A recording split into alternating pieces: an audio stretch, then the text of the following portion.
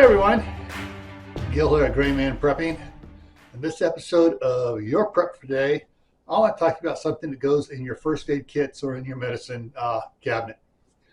I'm talking about splints. You know, you never can tell when you're going to need a splint.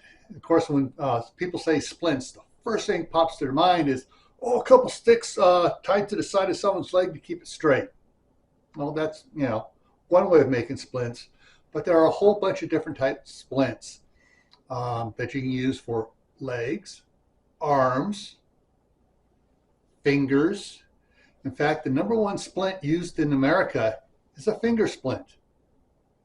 Where someone jams their finger, tweaks tweaks or dislocates a joint, or breaks a finger, but usually it's something minor.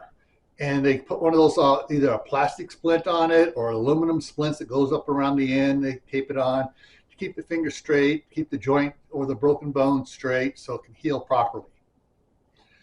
Do you have some of those in your medicine cabinet, in your first aid kits? Think about it and take the appropriate action that you think is necessary. All right? So remember, stay happy no matter what life throws at you. Stay safe. Don't go out and do anything foolish. Keep adding to your preps: water, food, medicine, clothing, skills, and of course, first aid supplies.